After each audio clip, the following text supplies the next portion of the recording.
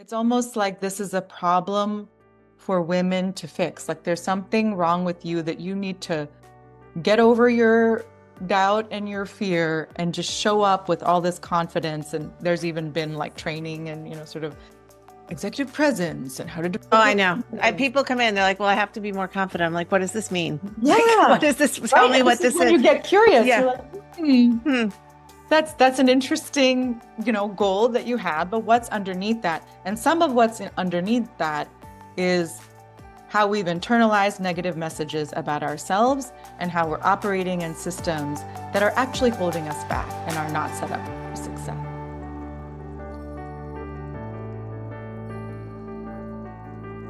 Hi, and welcome to Feeling Beings Who Think. My name is Ariane Rice, and today I am speaking with Shilpa Alimchandani, and we are talking about the courageous and liberating work of examining the systems and contexts that shape our sense of self and our leadership. Shilpa is the founder of Mookti Consulting, and Mukti means liberation in Sanskrit. And there she partners with mission-driven organizations and leaders to build workplaces that are human-centered. She spent more than 25 years doing this work in DEI, leadership development, and intercultural learning. And she has facilitated trainings in over 20 countries around the world. As a coach, she partners with women of color to lead with purpose and clarity without sacrificing their values or well-being. She works with her clients on recognizing how social identities and systemic power dynamics shape our experiences. And my friends, it is amazing just how early and young we are when we start trying to fit ourselves into the systems we find ourselves in. Shilpa shares from her own childhood a unique experience at a very young age of creating just such a story. And I am confident that it might prompt a memory or two of you doing the same, maybe even noticing where you are doing it now. We also talk about what it takes to create sacred space of a coaching conversation. She introduces me to some fun, new, and imaginative ways of getting out of our heads using movement and music and sounds to inhabit our being, to bring our full presence so that we can figure out what it is we need to make ourselves whole. I'm so grateful Shilpa spent some time sharing her stories, her expertise, and her wisdom. And you can connect with her, find out more about her work in the show notes, and you can connect with me and find out more about mine in the show notes too. All right, thanks for being here. And now let's get to today's conversation. Hello, Shilpa Almanchandani, Hi, and thank Ariane. you for being here. Thank you for graciously letting me look like, I'm gonna say it one more time. Alim Chandani. You got It's it. just making me use muscles in the front of my mouth that I don't typically Uh-huh. use. Well, the Alim good thing Chandani. about names that are from other cultures and languages is that they're transliterated. So it's spelled phonetically. So that helps. Well, thank you with your beautiful name for being here.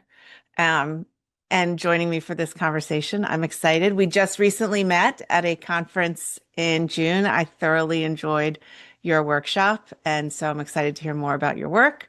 And with that, I would just love it if you told us about what you do and how you came to do it in the world. Thank you so much for the warm welcome. And I enjoyed meeting you as well, Ariane. So again, my name is Shilpa Alimchandani, and I am a facilitator, coach, mother, daughter, sister, friend, community member um, in the DC metro area.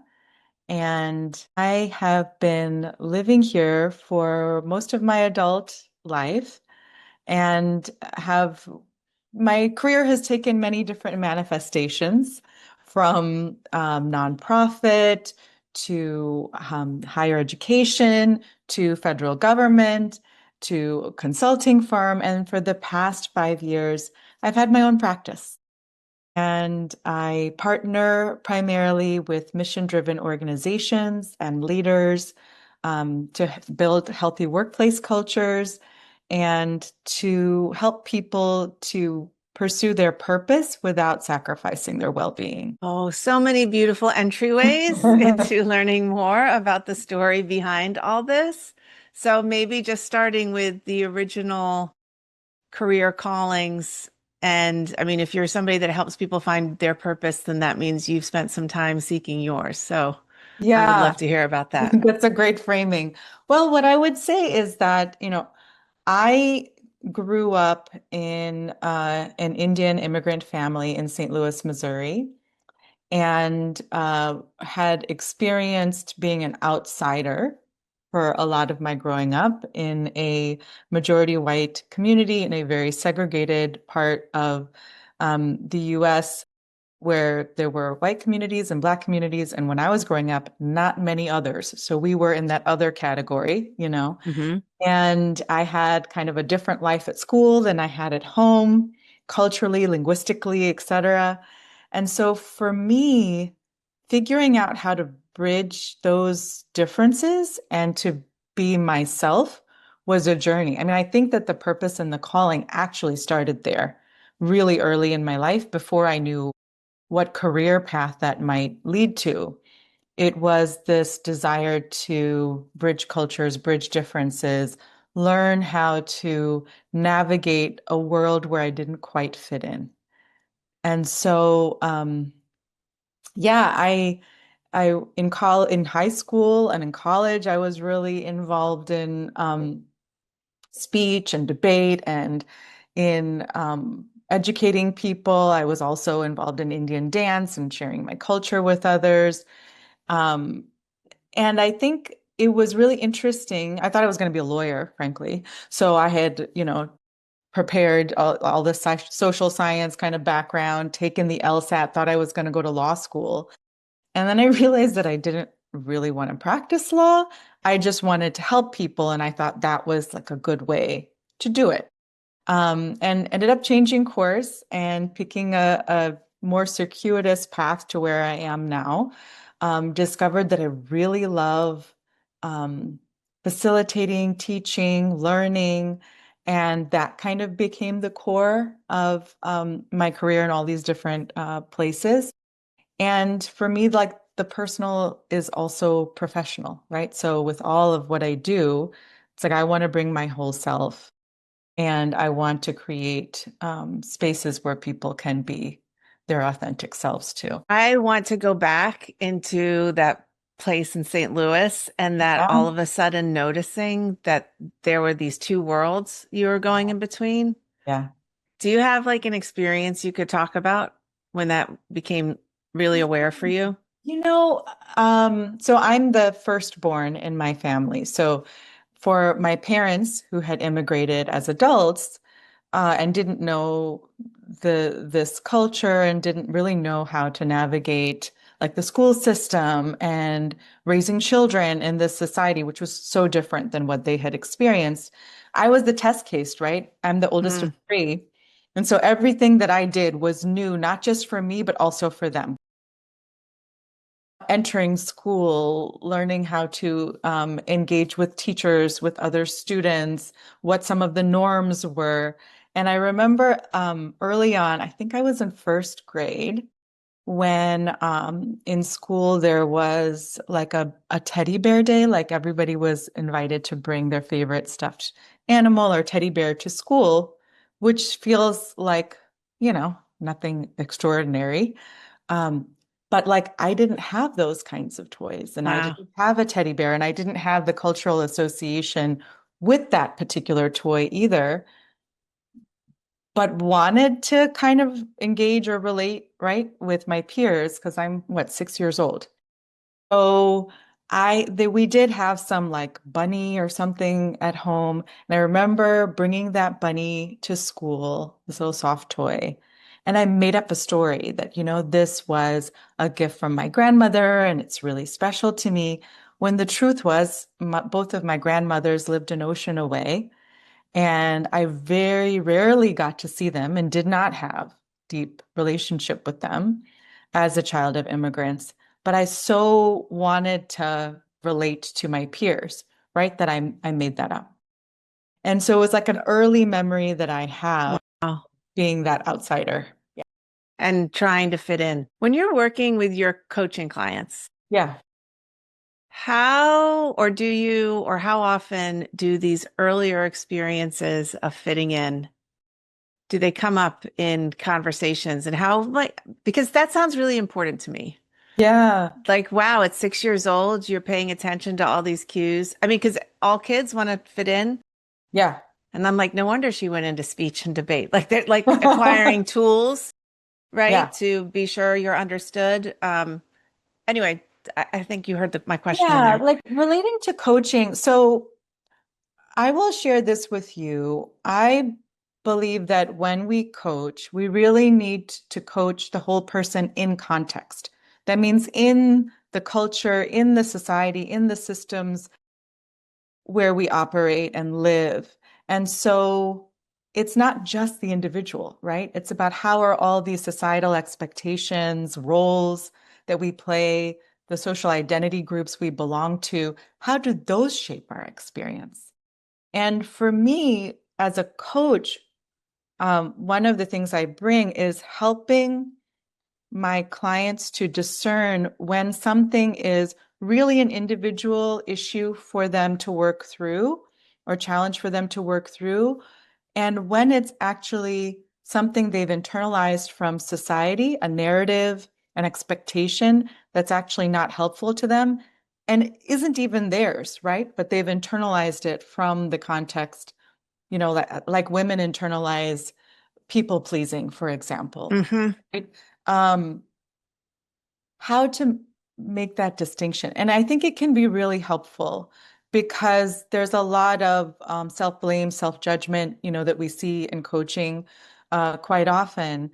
And there can be some relief in knowing like, oh, this isn't just me that's struggling with my own internal stuff.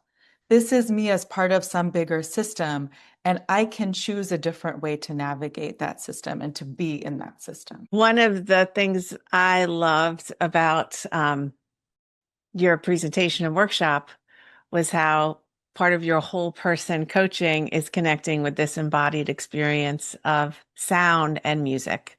Yeah. And coaching has really opened my eyes to how much our body is a part of our experience. Right? Hugely. And please talk about how that developed for you. Did it come out of your culture? Did it come out like I would love to hear about that. Yeah, it's certainly like it wasn't like part of my coaching certification program or anything like that. We certainly learned to get in touch with our bodies, right? And to guide clients in not just thinking through a challenge, but actually feeling and recognizing the bodily signs that maybe something is off or that there's an opportunity to do some work, some healing, perhaps. For me, the sound, music, movement, dancing piece came out of my own interest.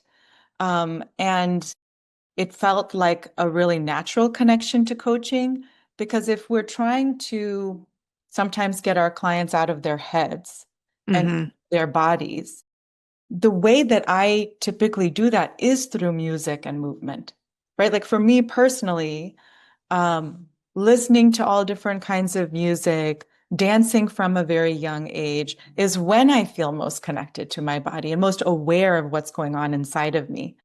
So it kind of sparked this curiosity about like, well, I can't be the only one, right? Who feels that way and who feels so embodied when listening and moving. How can I incorporate that into coaching? Kind of became the question. So it was a little bit of experimentation, um, starting with like, oh, we often begin with some kind of breath work or mindfulness. Well, music can help facilitate that. Why not Mm-hmm. that? Or people love different genres of music or identify with certain songs or artists. Like, how could that help tell the story of their values and, what's important to them? You're getting ready for a big, presentation or an important event. How could doing some embodied movement, whether it's dance or just, allowing your body to freely move to the music, however that feels, how can that bring the energy that you want to bring to that special event or thing that you're preparing for. So these are the, like, I just started experimenting, and Yeah. that's, how I landed where I did. How readily accessible is this for most of your clients? Well, I really believe in permission, consent, and all of that. Yeah. So it's always an inquiry.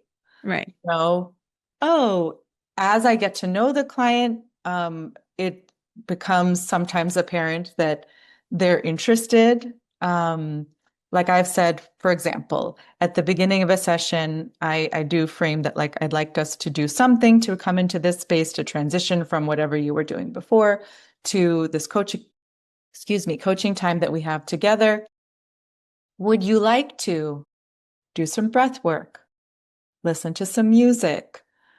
Sit in silence, and offer different options, do a guided practice. And I have had several clients say, like, oh, music sounds good. And then I ask, is there a particular style? Would you prefer instrumental or with words? And it actually kind of opens up another Hmm. pathway to knowing and understanding my client. And so it'll just be like 60, 90 seconds of music Right. that I'll play, and it can just change the entire tone and feeling in the space. Is most of your coaching done online or in person, or you've done both? Yes, It's it's all all online. fine. So can we talk a little bit? I'd love to be curious with you. What is this space? What is this space? Because Mhm. I agree, and I align entirely with this. Let's transition and let's arrive together. Is Oh, okay if we arrive together is usually what I say. But I really believe we're coming into and creating a space. 100%. But how do you define it? I mean, I think for me personally, and this is not always true, or the language my clients might use, this is a sacred space, right? It is separate from the work, the doing, the productivity that we're engaged in much of the time. So, how we enter into this space and our presence in the space matters a lot. And it's my job as a coach to create and hold this container for our engagement, um, with the purpose of serving my clients' goals, right? Hmm. Like always in service of their agenda and their goals. Um, but we don't just like fall into it Mm-mm. automatically. So I want to just ask about that word sacred for you and what that means, and if it's connected with your own spirituality or spiritual Yeah. practices. My sense is that I connect sacred with full presence and much more about being than doing, right? So we are together sharing this space, holding this space. And it's not because we're trying to accomplish something, right? We're really trying to be with what needs attention right now. And as a coach, I feel it's very important that I help my client to discern what it is that needs attention. And sometimes they don't know coming into a Hmm. coaching session that happens, but to get present enough that it becomes clear that, oh, this is what needs attention. This is why it matters. And that's what we're going to spend our time focusing on. So the sacredness is the presence, the being, like you said, intimacy earlier as well of this Hmm. space. I mean, I would connect it to all of those things. Sorry, I'm like listening and like taking it in, and then I'm I heard somebody speaking recently, and they said when you're in a conversation, this was not a coaching person, it was more in the spirituality area, but they said really the most important person to listen to is yourself, to see if you are actually listening to the other person Or your own or monologue. your own thoughts, or Yeah. you're making categorizations and judgments instantaneously, or your responses are consuming you. And because you wouldn't think like a coach is like, well, of course, we're like all present and all there. Yeah. But to me, that's kind of defined what is happening in a coaching conversation. And so, and you're also picking up, especially you would be, because of how attuned you are to the body being part of this presencing Yeah. that we're doing. Yeah. So when you're doing this kind of coaching with people where the idea of these systems are really coming into the room and their awareness of these systems, Yeah. how are you holding space? That might be like a huge question, but that's like heavy to hold. It can be. And it kind of depends on where the person is in their own awareness of how these systems are impacting them. Some people are already very well aware of that, and their challenge is, yeah, I get it in my head that there are all these isms and they're impacting me in these various ways and holding me back. And I feel stuck, right? And so then that's sort of a different challenge than someone who's like maybe earlier in their exploration of this, who says, oh, it's not me or just me.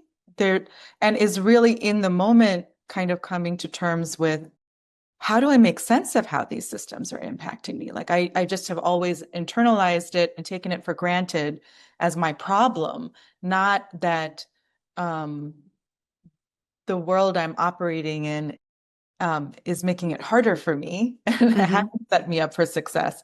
And so I need to make that distinction. And so, for someone who's just discovering that for the first time, it's a little bit more of exploring, well, what other times have you observed some of these kinds of challenges? And how do you see them now that we've talked about the system, and your social identity and power and how you see yourself? And they might start thinking a little differently, like, oh, I used to think it's imposter syndrome. And now I'm kind of like, Mm. huh, maybe the rules just weren't designed for someone like me. I don't think that that's huge. I know that. So I want you to say a Yeah. little bit more about that, please. What does that Yeah, mean? Because yeah. people do use that imposter syndrome all the time. All the time, all the time. And I credit Jodi Ann Berry and I will think of the other co-author of this HBR piece in just a moment from, I don't know, 5, 6 years ago. Hmm. Stop telling women they have imposter syndrome, right? Because Ruchika Tulshan Malhotra, the two of them really wrote this piece that I think is like one of the most shared articles from the Harvard Business Review about stop telling women they have imposter syndrome. It definitely opened my eyes and has informed how I coach women leaders, because what we have been told is that when we're experiencing self-doubt in a leadership context in the workplace, that can be labeled imposter syndrome, that you don't feel you're good enough, that you are feeling, more nervous than you normally would, and all of that. So there's a lot to that, and self-doubt is a normal part of the human experience. So I don't want to say, oh, we're throwing that out and saying like you're making that up. No, people aren't making that up. Everyone experiences self-doubt. But the distinction that they were making is that with the label of imposter syndrome, it's almost like this is a problem for women to fix. Like there's something wrong with you that you need to get over your doubt and your fear and just show up with all this confidence. And there's even been like training and, sort of executive presence and how to Oh, develop I your know. confidence. People come in, they're like, well, I have to be more confident. I'm like, what does this mean? Like, what Yeah, is this? Tell right. me And what this is this when is. you get curious. You're Yeah. like, hmm, Hmm. that's an interesting, goal that you have, but what's underneath that? And some of what's underneath that is how we've internalized negative messages about ourselves and how we're operating in systems that are actually holding us back and are not set up for success. And so that's where, like, okay, you feel doubt, totally understand that. We can work with that. Also understand that you're operating in a system that was designed for men, for, white men in particular. And so a lot of my clients are women of color, you know, if we are blaming ourselves and thinking that we've got to contort ourselves into all these different ways in order to not feel like an imposter and to be accepted, then that's not fair. And it's actually not the best way for us to lead either. Hi there. Just a brief interruption to say that I know for those of you who are leading nonprofits, those of you who are clergy, there are a lot of demands on your time. You carry a heavy load. People are constantly seeking out your wisdom, your guidance, and your support. It is a lot. So I wanted to offer you a very simple, supportive practice that you can download in the show notes. And if you're curious to know about the kind of work I do with leaders just like yourself, work I do with congregations, with boards, with vestries, in retreats and workshops, then there's a link to find out more about that too. Okay, let's get to today's conversation. So thank you for opening that up a little bit, because that really was an amazing article and Yeah. should continue to be shared. And you know, you said like wanting to fix, and we can't fix. And I do think in coaching, one of the things that's actually sacred about the space is, even though even as a coach, I sometimes have to fight against it, I'm not there to fix. And actually, the clients isn't there to fix. Their life is not a problem, right? Right. um, I don't know. Can you just talk a little bit about this desire, how it shows up in your work? I don't know. Is that making sense as a The question? desire to fix in The particular? desire to fix, and especially if part of the awareness and conscious opening that you're doing with clients has to Yeah. do with these incredibly shared, communal, larger, Yeah. historic realities. Yeah. I think that the desire to fix, I can kind of hold back on because the once that awareness is there, let's say once the awareness of like, oh, it's not me, it's how the world has treated me, and I've internalized some of those negative messages, then I feel like it becomes a journey of unlearning, Mm, right? Actually naming what we've learned, what we've been taught, being able to put words to that, right? And so that's the whole line of inquiry, right? Like, well, what were some of the early messages you heard about, what it meant to be a good girl or to, you know, what a good leader was? And like having people then really say for themselves what they had internalized and then being able to make a choice. Like, is that what you want to continue believing, or what else is possible? And so it's not like I'm not fixing anything, right? But it's like continuing to deepen the awareness to the point that there's more agency and more choice for the client to be like, oh, that's not the only way I could look at this situation. And that's not the only way I could see myself. And things start opening.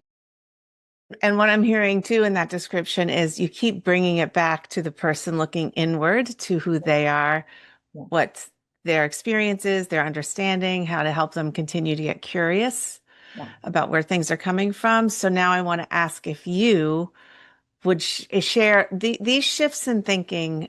I've noticed I've started really being aware of how much we think in polarities for a really long time. We think either or for a really long time. Some of us, that falls apart and we recognize there is both and this place where there is no fixing.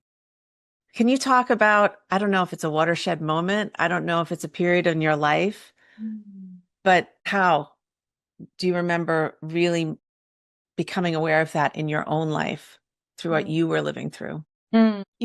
For me personally, being that firstborn daughter of immigrant parents, I very much had high expectations from my family and also of myself to do everything right and to set a good example, right? So perfectionism is something I've struggled with for a long time.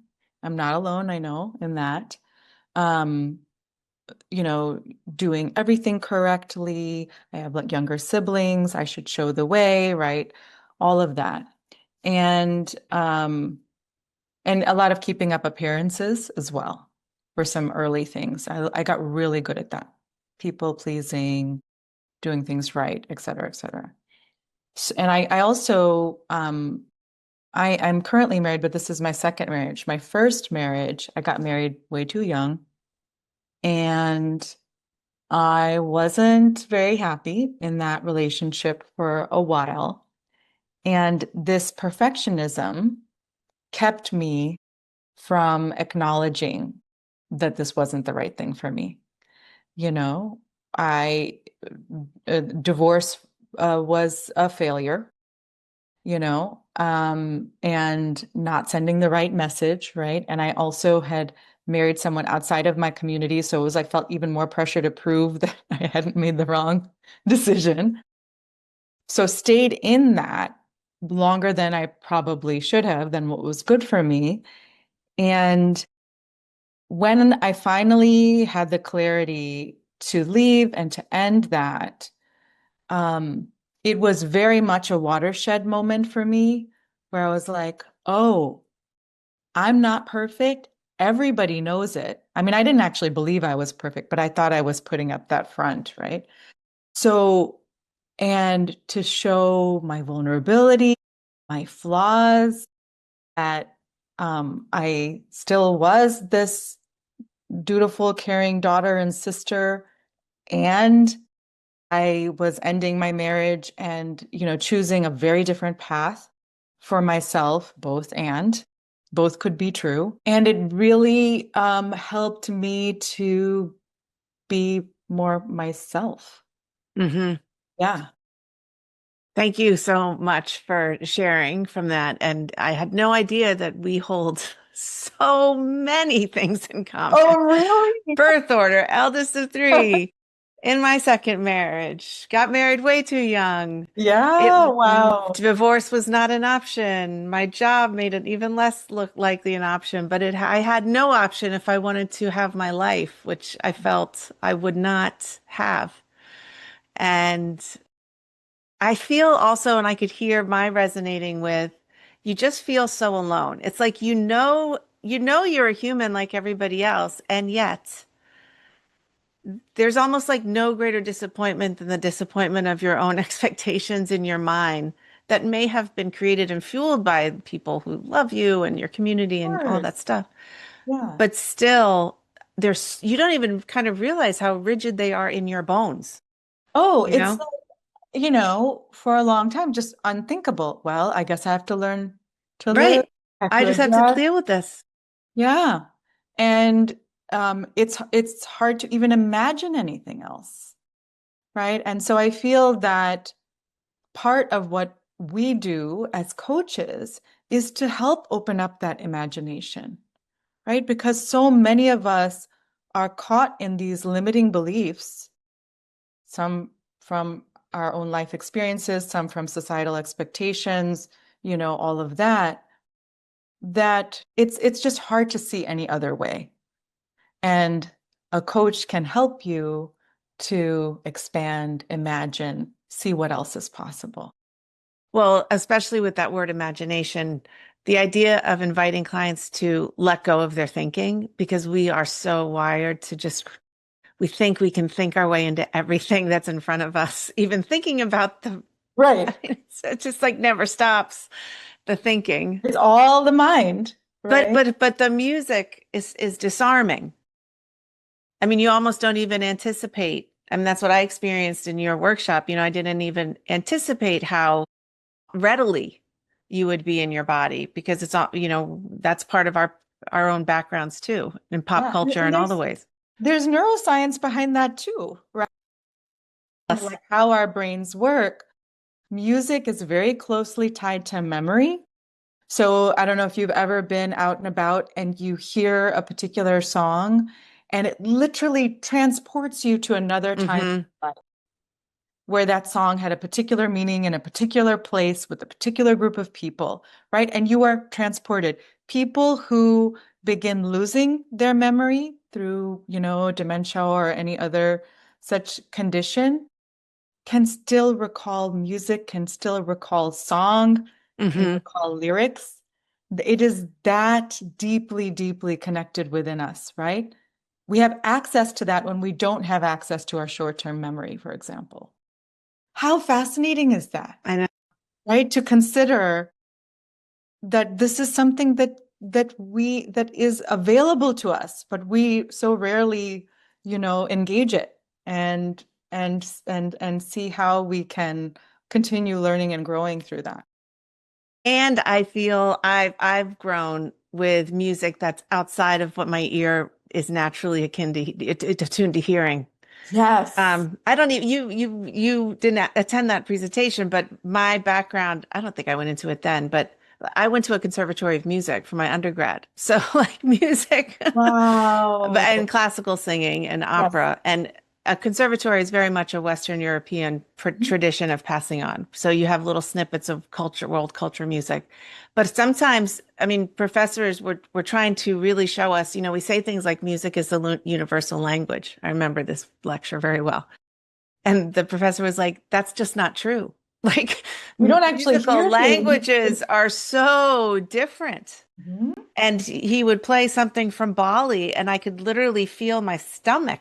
Oh my God, it's interesting. I was just thinking about Bali, Indonesia too, when I was Yeah, the dissonance in the this is what happens in coaching people. You get on a yeah. wavelength. The So say dissonance what you were thinking in that about music Balinese is music. so different. I Right. loved it, right? So it perhaps wasn't as quite distant from my experience because I'm South Asian and Bali is a Hindu island, right? In Indonesia. So there is a relationship between Balinese music and Indian music, but it is also quite different. As much as I love Indian classical music, the the kind of dissonance and sound that is part of the Balinese tradition is different than what I'm familiar with. And I found it incredibly engaging. Like I was just so curious and had to Mm-hmm. listen harder, actually. Mm-hmm. Well, I Very, think I very. would find it even, I actually now I'm like, I need to go listen to some because when I was in that world, I was so, there's a right and there's a wrong, and I like this or I don't. And it Yeah. was, you're unfamiliar, I don't want it. Yeah. Um, and it did, Western music, I don't think you always feel it in your body the way Mm. you do with the instrumentation and those tonalities Hmm. of that Eastern sound. Yeah. So it is fascinating to, I mean, I sometimes just like go on to one of whatever app it is and just play things that I would never in a million years. Like, Yeah. how can I find something that's completely random? Because it's not going to come across unless I search for it. And tonally, it totally takes me out of my head. Yes. Now there's also research on if you have trouble sleeping, what kinds of frequencies, those binaural beats, uh, Hmm. playlists that you can find that will actually aid in your sleep. And it's absolutely fascinating to me that it takes your brain to sort of a different place, a different wavelength, and can bring you into the calm that you need to stay asleep. Again, that sound.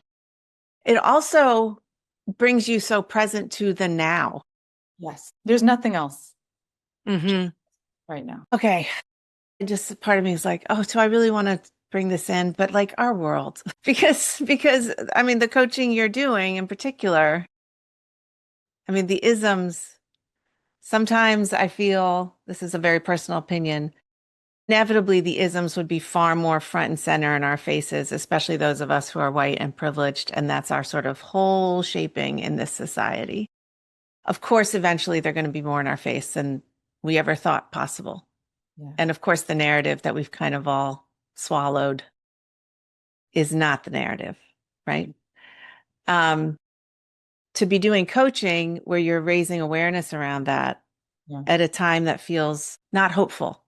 Yeah. Can It's, you just share about that experience for you as a coach too? yeah. I mean, we're all moving through this time of collapse, this time of destruction, in different ways. And I like from a spiritual perspective, like destruction is a natural part of life, right? And so really zooming out and appreciating that some things actually do need to fall apart before you can build something new, as painful as that falling apart is. I mean, not by no means underestimating the impact of that. And both and again, and acknowledging that the collapse, the destruction is needed for something new to grow, for something new to that we imagine to become possible. So for me personally, and I think also for a lot of my clients, um, connecting back to nature has been an incredibly important part of moving through this devastating time. Um, I was visiting my brother and his family in California. My family, we were all together and we went camping in the redwoods for a couple of days. We're, surrounded by these Mm. trees, these magnificent trees that are hundreds of years old. We also saw some of the fallen trees. We saw places where there had been fire. We saw new growth. We saw the whole environment of plants and species that live in the shadows of these magnificent trees. And it was really, really deeply humbling. I would say it was one of the most helpful things I've experienced in this time of great uncertainty and of destruction to be reminded. I mean, these trees were here before this country even existed, Hmm. right, as a country, and they will be here after. And what can we learn from these trees, from the natural world, to move through this time? Not in a reactive, fear-based way, but in a really embodied and present way. I'm not like that all the time. I do my moments, but that was really moving, humbling, and important for me. And I've then since brought that into coaching as well, right? So asking clients about, hey, how about taking a walk outside, right? And just noticing. And things like that to help people come back to their bodies, come back to the Hmm. present moment, because there's so much that's dysregulating us all the time. That was so beautiful how you said that, how you shared that. And I really, the word humbling, I really appreciated your using because that is an awareness that happens in nature. It happens in music. It happens in these ways when we're taken out of ourself to realize we're so connected to this stream. And it's humbling in a way that is not, it's just, it's uplifting. It's just very interesting to me that these experiences, humbling is almost a word that makes it seem as if you get smaller, but it's not. It's that it opens you up to what's so much larger, Yeah, which is actually a very hopeful. right. Yeah, You're like, oh, some of these things that I spent so much time worrying about and focused on, like, is that the best use of my precious time and energy? right. Right. And it really makes you question things. It sure does.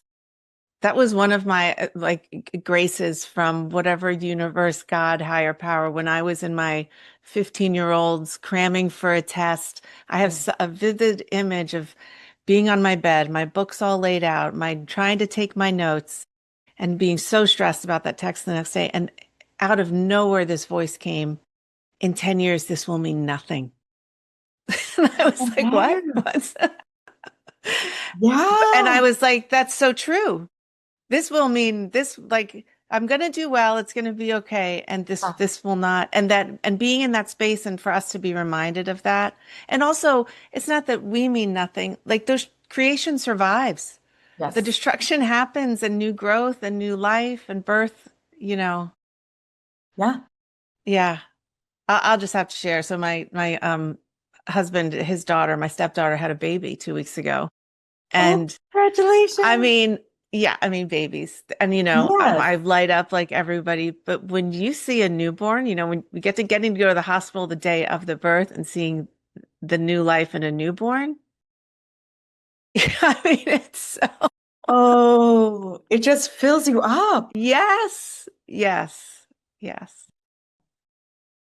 This conversation has really filled me up. I am so grateful our paths crossed. So grateful you reached out and to know you as a colleague. And just thank you so much for this time. Please share how people can connect with you and Yes. find you, please. Yeah. Thank you, Ariane, for the invitation and for this beautiful dialogue. I really, really value and appreciate that. Um, so the name of my practice is Mookti Consulting. Mukti in Sanskrit means liberation, Mookti. So mukticonsulting.com is where you'll find my website. I'm also on LinkedIn. So that's a great way to connect with me as well. And I love working with both individuals and with organizations in their journeys to create healthy, sustainable, human-centered um, experiences. So thank you. Yes. We need more. We need more. We need a whole lot more.